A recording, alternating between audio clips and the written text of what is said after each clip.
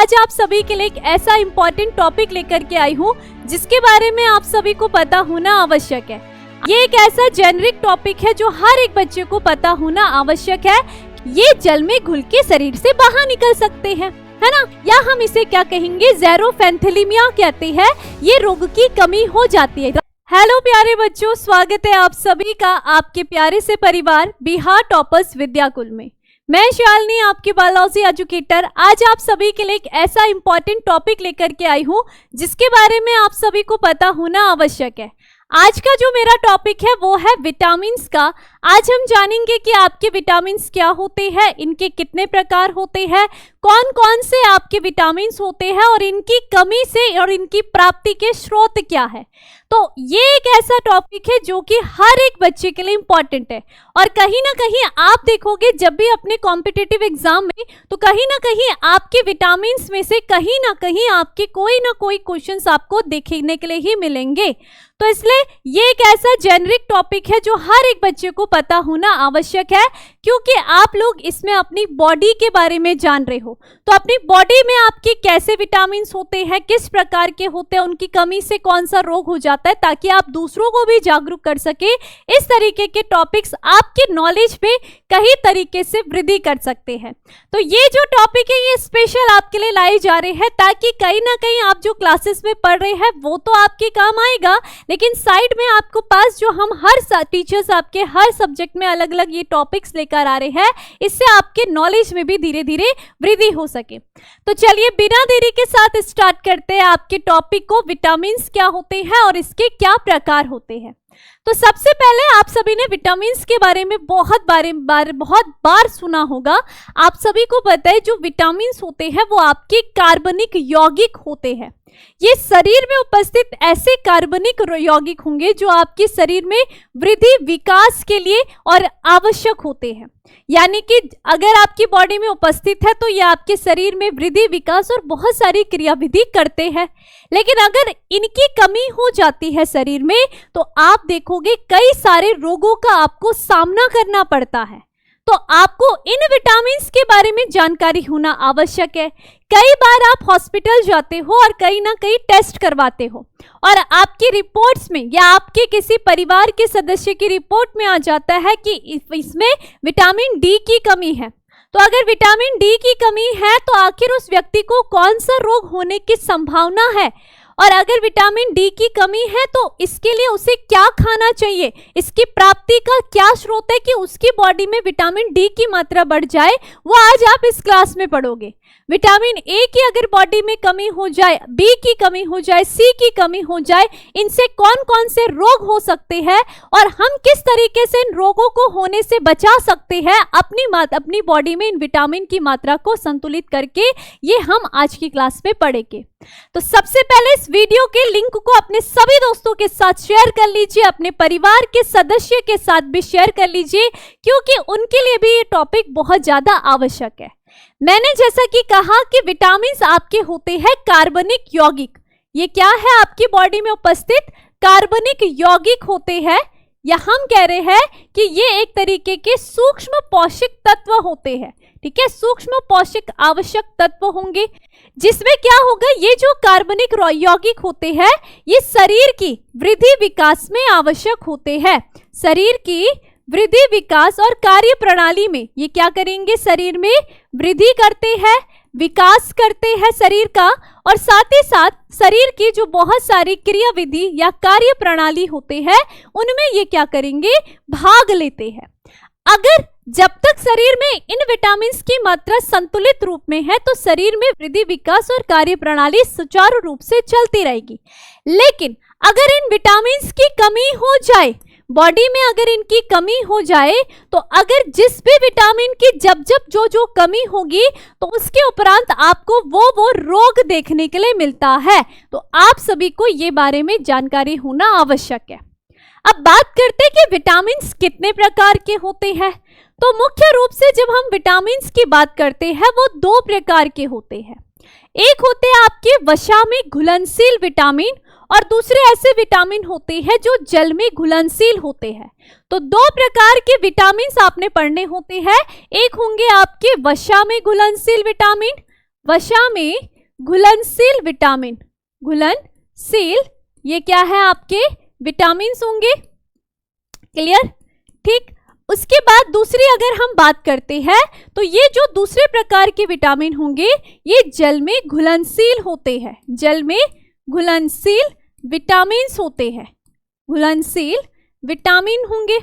अब ध्यान से देखिए, नाम से बहुत कुछ आप याद कर सकते हो, जैसे कि वसा में घुलनशील विटामिन, यानी कि ये ऐसे विटामिन होंगे जो शरीर की वसा में घुलते हैं, क्लियर बात, ये क्या होंगे, ये वसा में घुलनशील होंगे, वसा में घुलनशील होंगे, क्लियर बात है, घुलनशील होते हैं।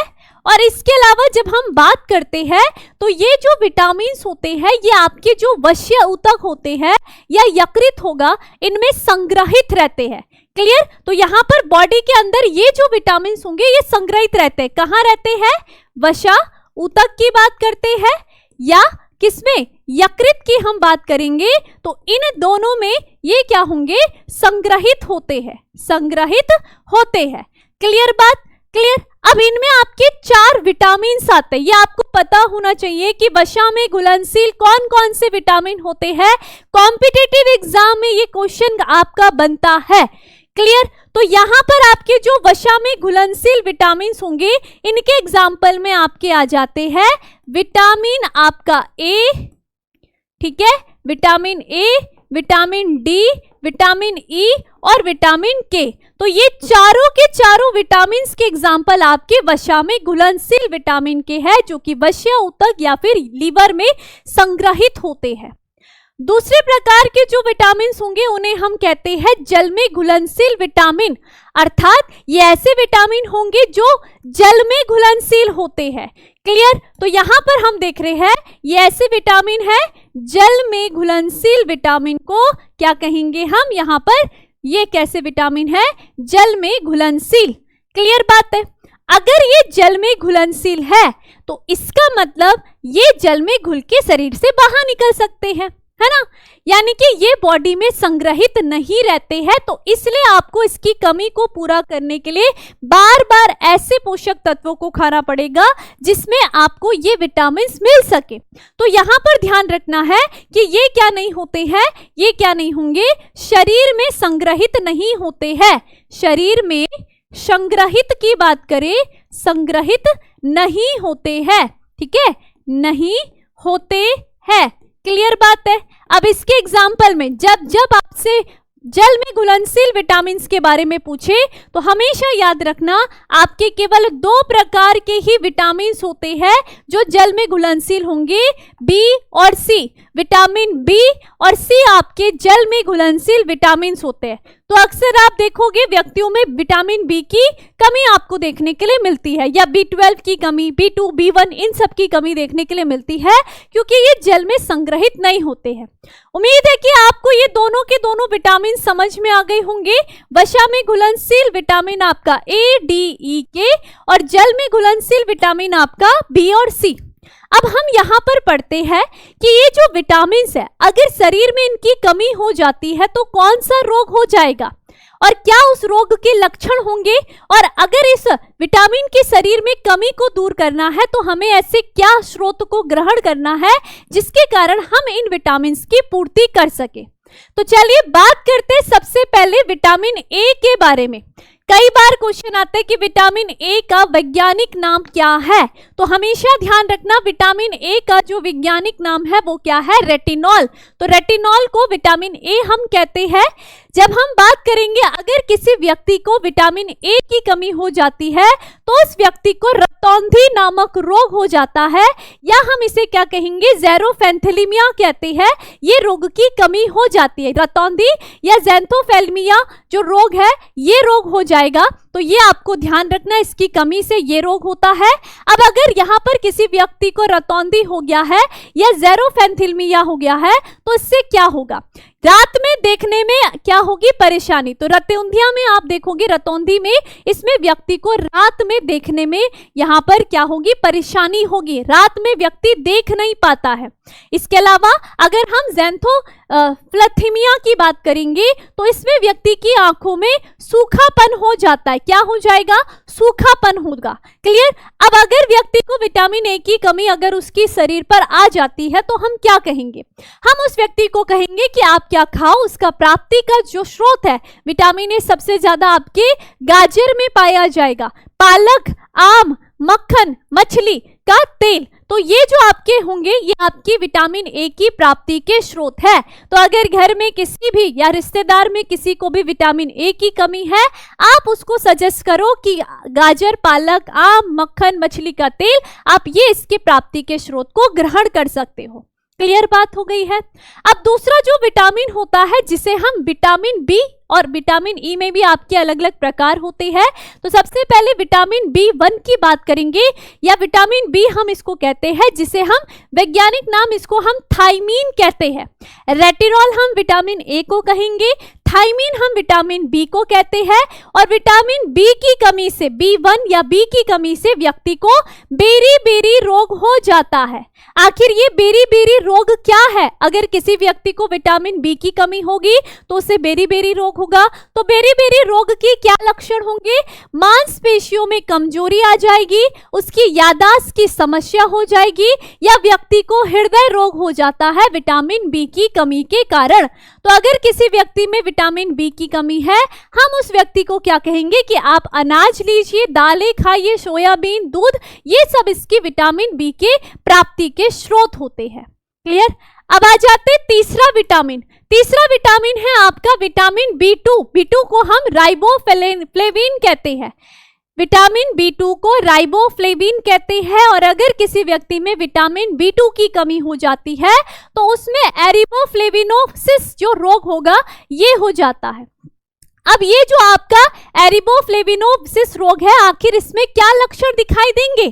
तो यहाँ पर व्यक्ति के फटे ओंठ, जीभ में सूजन, आंखों में जलन, ये विटामिन B2 की कमी के कारण होता है। अगर ये यहाँ पर लक्षण देखने के लिए मिलेंगे तो हम उसकी प्राप्ति के स्रोत में व्यक्ति को ये कहेंगे कि आप इसके प्राप्ति स्रोत में आप दूध पीजिए, हरी सब्जी खाइए, अंडा खाइए, ये आपके विटामिन B2 की कमी को पूरा करेंगे। तीसरा आपका आ जाता है विटामिन B3, जिसे हम नियासिन कहते हैं। नियासिन, अगर आए नियासिन क्या है तो B3 को हम नियासिन कहते हैं, और इसकी कमी से व्यक्ति को पेलेग्रा जो रोग होगा ये हो जाता है। पेलेग्रा रोग आपकी विटामिन B3 कमी के कारण होता है, और पेलेग्रा रोग में क्या लक्षण दिखाई देंगे? त्वचा पर धब्बे, मानसिक भ्रम, और उसको दस्त लगने लग जाते हैं। अगर किसी व्यक्ति में विटामिन B3 की कमी है तो उसकी प्राप्ति के लिए वो व्यक्ति मांस, मछली, साबुत जो आपके अनाज होते हैं और मूंगफली, इन सभी की प्राप्ति स्रोत आपका क्या होगा? विटामिन B3 हो जाएगा। क्लियर बात हो गई है? अगला अगर हम विटामिन की बात करें तो किसी व्यक्ति में विटामिन B5 की कमी हो जाए, यानी कि इसको हम पेंटोथेनिएसिस कहते हैं, और इसकी कमी से थकान और उसको नींद नहीं आती है, अनिद्रा हो जाएगी, तो यहाँ पर लक्षण जलन, सिर दर्द और सुन्नपन उसको अपने शरीर पर महसूस होता है। इसकी प्राप्ति के स्रोत मांस, अंडा और क्या खाए? सब्जियां खाए। तो ये आपको ध्यान रखना है विटामिन B5 के लिए। फिर आ जाता है विटामिन B6, जिसे हम पायरिडॉक्सिन, ये जो आपका पायरिडॉक्सिन है ये इसका वैज्ञानिक नाम है। किसी व्यक्ति में विटामिन B6 की कमी हो जाए तो उस व्यक्ति में एनीमिया या त्वचा रोग आपको देखने के लिए मिलता है।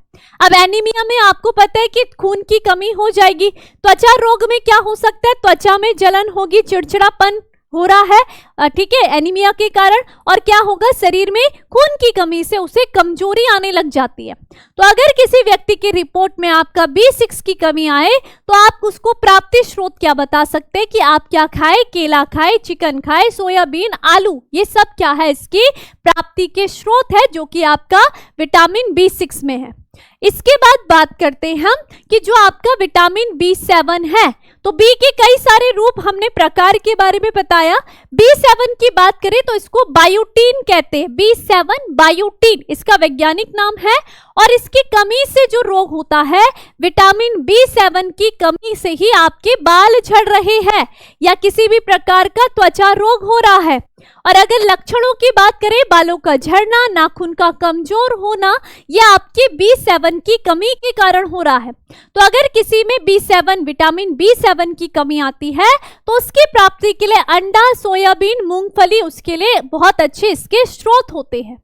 इसके बाद बात करें विटामिन B9 की। B9 जो होता है जिसे हम फॉलिक एसिड कहते हैं, फॉलिक एसिड आपका विटामिन B9 है, जिसकी कमी के कारण आपका मेगालोब्लास्टिक एनीमिया ये जो रोग होता है ये हो जाएगा। अब इसमें होता क्या है, व्यक्ति को कमजोरी होगी, थकान होगा, और जैसे महिलाओं की बात करें तो कहीं ना कहीं उनकी गर्भावस्था में भी समस्या आ जाती है, तो उसको विटामिन B9 बहुत ज्यादा आवश्यक है। तो B9 की प्राप्ति के लिए क्या कर सकते हैं, हरी पत्तेदार सब्जियां और दालों को ग्रहण करें, इसमें आपकी B9 की कमी को पूर्ति करेगा। इसके अलावा हम देखते हैं विटामिन B12। अधिकतर आप व्यक्तियों में देखोगे उनकी B12 की कमी हो जाती है।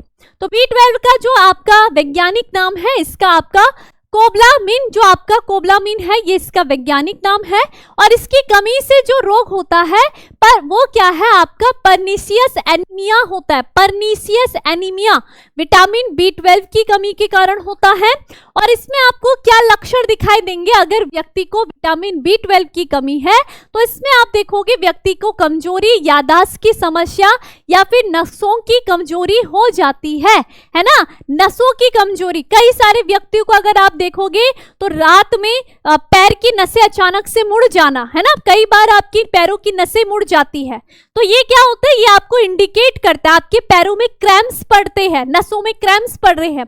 तो कहीं ना कहीं ये इंडिकेट, अगर आपकी समस्या ऐसी है तो ये इंडिकेट कर रहा है कि कहीं ना कहीं आपकी बॉडी में विटामिन B12 की कमी है। और अगर B12 की कमी है तो ये सारे लक्षण दिखाई देंगे, और इसकी प्राप्ति के लिए आप मांस, अंडा और दूध पी सकते हैं, ये इसकी प्राप्ति के स्रोत है।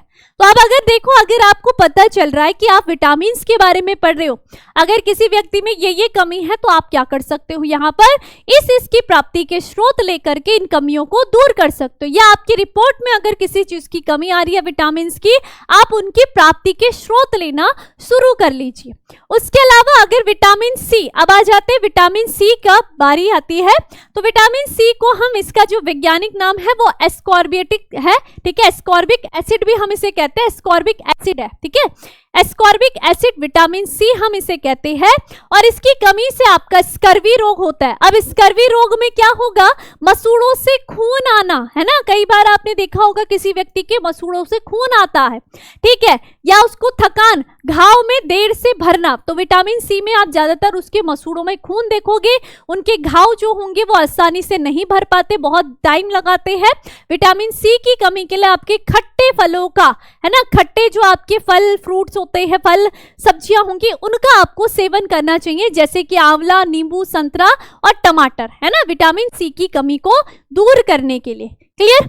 उसके बाद बात करते हैं विटामिन डी, जिसे हम क्या कहते हैं, कैल्सीफेरॉल कहते हैं। कैल्सीफेरॉल आपके विटामिन डी का वैज्ञानिक नाम है। विटामिन डी की कमी से आपका रिकेट्स होता है और ऑस्टियोमलेशिया हो जाता है। ऑस्टियोमलेशिया हड्डियों से रिलेटेड है ना, तो ऑस्टियोमलेशिया की बात करें। अब रिकेट्स में क्या हो रहा है, हड्डियों में दर्द होता है, कमजोरी आना। और अगर बात करें तो बच्चों में आप देखोगे कि बच्चों में टेढ़े पैर हो जाते हैं, है ना, आपने देखा है ऑस्टियोमलेशिया बच्चों में देख रहे हैं, तो उसमें बच्चों की जो पैरों की जो हड्डियां हैं वो टेढ़ी हो जाती है। किसकी कमी के कारण, विटामिन डी की कमी के कारण, ध्यान रखना है। और विटामिन डी की प्राप्ति के जो स्रोत है, तो आपको कहा जाता है कि सुबह आपको सूर्य के प्रकाश पर बैठना चाहिए, है ना, सूर्य का प्रकाश इसकी कमी को दूर करता है। आपको दूध पीना है, मछली, आपके ये सारे प्राप्ति के स्रोत है। तो इसलिए सुबह की जरूर आप 5-10 मिनट की धूप लिया करें, ताकि विटामिन डी की कमी क्या आपको ना हो सके। अधिकतर जो मनुष्य होंगे, अधिकतर जो मानव प्रजातियां हैं, उनमें विटामिन डी की कमी आपको देखने के लिए मिलती है। तो इस कमी को क्यों दिखाई दे रही है, क्योंकि आजकल के टाइम पर जो आपका बिजी शेड्यूल बन गया है, तो बहुत सारे लोग तो धूप में ही नहीं जा रहे हैं। सीधा आप उठते हो, अपना स्कूल चले गए, फिर घर आ गए और फिर अपना काम कर रहे हो। या आप देखते हो कि आजकल ऑफिस वर्क में है, तो वो उठे और सीधा अपने ऑफिस वर्क में और सुबह से शाम तक अपना ऑफिस का काम कर रहे हैं। तो कहीं ना कहीं वो सूर्य के प्रकाश पे नहीं बैठ पा रहे हैं, उसके कारण उनमें आपको विटामिन डी की कमी देखने के लिए अधिकतर मिलती है। ठीक है, तो इसके लिए ये सारे आपके स्रोत होते हैं। उसके अलावा विटामिन ई की बात करें तो टोकोफेरॉल हम इसका वैज्ञानिक नाम कहते हैं, और इसकी कमी से न्यूरोमस्कुलर आपकी समस्याएं हो जाती है। तो न्यूरोमस्कुलर समस्या आपकी विटामिन ई की कमी के कारण होती है, और अगर किसी व्यक्ति को विटामिन ई की कमी है तो उसकी मांसपेशियों की कमजोरी, त्वचा की समस्या उसमें देखने के लिए मिलती है। विटामिन ई की कमी को दूर करने के लिए बादाम खाएं, सूरजमुखी का तेल, पालक, ये सारे इसके प्राप्ति के स्रोत है। उसके बाद आ जाते हैं विटामिन के, जिसे हम फाइलोनिक, आपका जो फाइलोक्विनोन होता है, फाइलोक्विनोन जो होगा ये इसका वैज्ञानिक नाम होगा, और इसकी कमी से जो रोग होता है वो रक्त का थक्का नहीं बन पाता। अगर किसी व्यक्ति को विटामिन के की कमी है तो उसका आसानी से रक्त का थक्का नहीं बन पाएगा। तो रक्त का थक्का नहीं बन रहा है तो अगर उसे छोटे से भी चोट लगेगी तो उसका रक्त लगातार बहता रहता है ना, रक्त की कमी हो जाएगी, एनीमिया भी हो सकता है। क्लियर? तो यहाँ पर लक्षण क्या है? अधिक खून बहना, चोट लगने पर खून ना रुकना, तो खून की कमी हो जाएगी लगातार अगर खून बह रहा है।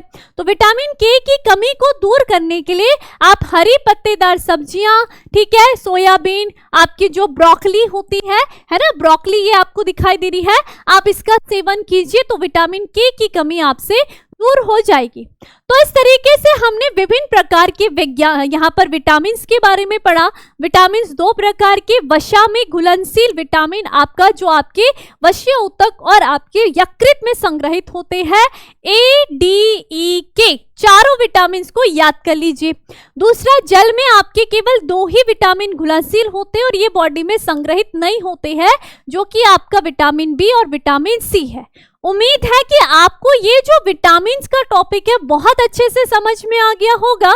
इनके वैज्ञानिक नाम क्या है, इनकी कमी से कौन सा रोग होता है, उस रोग के क्या लक्षण होते हैं, और इन लक्षणों को दूर करने के लिए या विटामिन की कमी को दूर करने के लिए हमें कौन कौन से प्राप्ति स्रोत लेने चाहिए।